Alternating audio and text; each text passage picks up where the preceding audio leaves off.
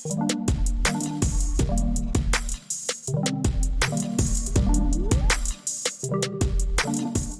what is up, guys? Nick here, helping you to master your technology 7 plus many years later. Should you consider buying this right now? No, I don't recommend you buy this right now unless you just seen one and you just gotta have this phone, because it's definitely aged at this point. It's from 2016. It's almost gonna be 5 years old. However, what will shock you is that this phone actually performs pretty well. It's definitely smooth enough for daily use, even though this phone is about 5 years old. This is a great example of how well these iPhones hold up over the long haul. However, a lot of people still upgrade either way, even though these phones do hold up pretty well. You'll see some apps are a little bit slow here at this point, and this phone definitely doesn't have anywhere near the battery life it used to have, and it can warm up on occasion depending if you are playing a heavy game here and there. But I will say this phone overall is shockingly good for how old it is. Now I will say the build design of this phone is super thin, and you know, on the back I got the jet black, so it's smudgy. Before you say this is an iPhone 8 Plus, this is not an iPhone 8 Plus. I'll go show you here in the Geekbench 5, iPhone 7 Plus, A10 Fusion, clocked in at 2.34 gigahertz. I want to talk about the overall body build design though. I like the weight of this one. It was 188 grams, so it had some heft, but it wasn't super heavy, like over 220 grams like some of the newer iPhones. But in terms of how it feels in the hand, imagine the iPhone 11 Pro Max, the iPhone XS Max with bigger bezels. That's kind of how this feels in the hand. It is a big boy device right here, but it's got some big boy bezels too. Those definitely look a little bit aged, but the only reason they're not super aged looking is because the iPhone SE 2020 still exists. So this phone can still be floating around, and it's not gonna look funny or anything like that. It still works pretty well. You know, we have an iPad mini with a very similar design as this iPhone 7 Plus right here. And talking about the display itself, one of the best things about the display with the iPhone 7 Plus is that it's a 1080p LCD Retina. So better than the lower resolution 10R, 11, iPhone 8, iPhone 7, iPhone SE 2020. There's a lot of iPhones with less sharp resolution than this one, and it does make a difference. It is the best Retina IPS display out there with the 1080p. If you look at the iPhone 8 Plus and the 7 Plus, these are some of the sharpest you can find. They're pretty close actually to the more Pro series iPhones of today. So over 400 pixels per inch, and having a 3D touch display. I mean, how could you forget 3D touch? Look at the speed of 3D touch compared to those newer press-ins. They're just a lot slower on the newer one. 3D touch just fantastic, has this little vibration in the display. Apple decided they didn't need to invest in that no more because it wasn't super important. It didn't take off, so they decided to go to haptic press to save money. However, I really do like and miss 3D touch from this phone. It was pretty fantastic to use overall. I will say, in terms of the software, you're getting updates pretty regularly for this phone. The iOS 14 really brings the 7 Plus to a level of modern that you wouldn't expect from a phone from 2016, and having the widget support and all of that finally takes better advantage of such a large 5.5 inch display. And I know 5.5 doesn't sound large at this point, but you got to remember the aspect ratio of the iPhone 7 Plus makes this a large display. It is very wide, whereas some of the newer 6 and above inch displays are narrow, so they're pretty similar actually to this older 5.5. But again, the bezels are definitely something that really remind you you're using an older iPhone with the iPhone 7 Plus. Performance though, like I said, is pretty acceptable. I don't know what I was doing there. Performance pretty acceptable on this phone. I'm gonna compare this in speed when it comes to iOS 15, but I gotta say overall it's pretty good. It's not gonna disappoint you too much at all. Like basic apps run good. Even the third-party apps do run pretty good as well. Again, like I say, it's totally functional here in 2021, and that's saying a lot. I mean, if you held on to this phone, for all of y'all who hold on to the iPhone 7 Plus, go ahead and let me know, how it's been for you holding on to this phone for that long. Performance is good.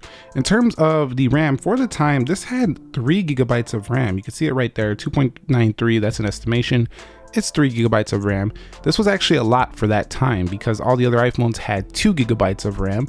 There's still iPhones today with 3 gigabytes of RAM. So this one was kind of ahead of its time for an Apple device. It had plenty of RAM at the time, and I think that could be why it still performs very well.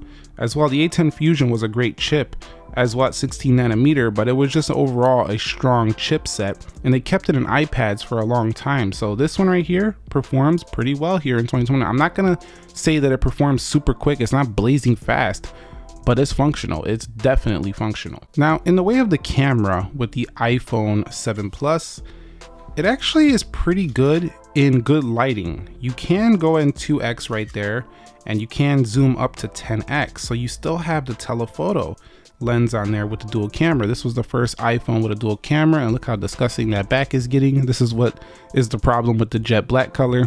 But you had that dual camera setup, and it was capable of doing up to 4K at 30 FPS. So we did see an improvement to the video quality here on the newer iPhones. It went up to 4K 60. However, I would say as long as you have strong lighting, the iPhone 7 Plus performs exceptionally well.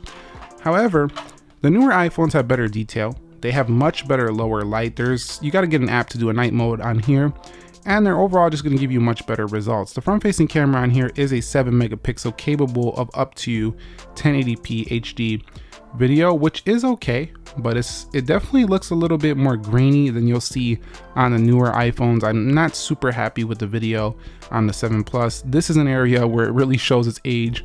The cameras have been so much upgraded over the 7 Plus that, you know, it definitely feels like a 2016 phone.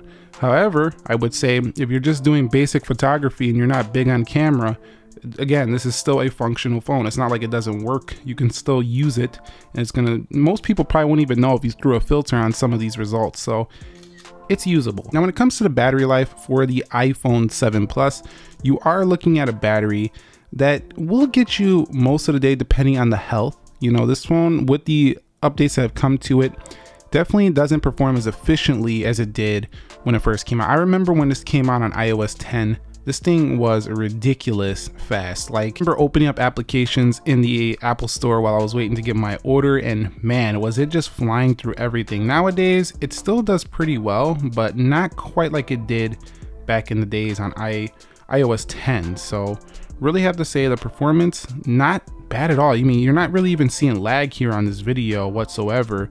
But again, if you're looking for blazing fast, this phone's not going to provide it to you. It'll provide you good performance. It'll be functional, but it's not going to provide you with exceptional blazing fast speeds like it once did. Something that's exceptionally good here, actually, this is the iPhone 8 Plus. You wouldn't have been wrong. Is the audio. It might have been that one, as they look very similar. Clearly, the bottom speaker is a lot louder, But there's some updates on the but up here, inside that matter here, and we're going to do an iPhone nowhere near 8 as Plus loud. review here. All you need to know, that video's coming up right now. Let's go. So I will say that if you're looking for, you know, getting a secondhand iPhone 7 Plus at a really low price of probably around $200 or less at this point, you're going to get a pretty good overall speaker on this phone. So I would say that the audio is acceptable. Now, additional features like the Touch ID, this is second gen Touch ID. This was not the first Touch ID they made, so it was pretty quick. It's similar to the one in the iPhone SE 2020. You see how flawlessly it works. We could do this all day. It's quick. However, there's no Face ID, there's no facial unlock, nothing like that, so you do have to rely on that, but that doesn't seem to be a big problem for those of you who do rely on fingerprint sensors anyway, and using mask a lot. This is still a pretty great alternative way to use it.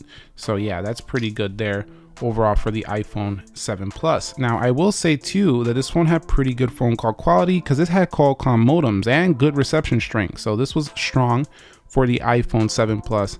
In addition, this had Bluetooth 4.2, so this wasn't quite as quick to connect to my Bluetooth devices. I noticed that when the newer ones came with 5.0, they were connecting a little bit snappier, a little bit quicker, so not the fastest in the Bluetooth connections. But overall, I just wanted to revisit this many years later to tell you, almost 5 years in, the iPhone 7 Plus has been a great device over this time. It's showing its age at this point. But I think this goes to show why flagship phones might be worth it. Look how usable this flagship phone is many, many years later. Even though it has, an older look, it's very usable. If you take a look at an iPhone 7, that has more things that make it feel much older, like a single camera on board. At least this had a dual camera with the telephoto zoom out, so that's good. The 7 had a lower res screen. At least this had a 1080 screen. A lot of phones are still getting 1080 screens. The bigger display, phones went to the bigger displays, and this held up pretty well. So you can see that sometimes getting a more premium device can help you hold up a little bit longer in your smartphone purchase. But that's it for me for 7 Plus many years later. If you have the 7 Plus, share your experience with the community down below. Let us know what it's been like for you, and it's been great to revisit this. Subscribe if you haven't already. Thumbs up if you enjoyed the content. I will catch you all in the next episode. Thank you very much for watching. Nick here, and peace.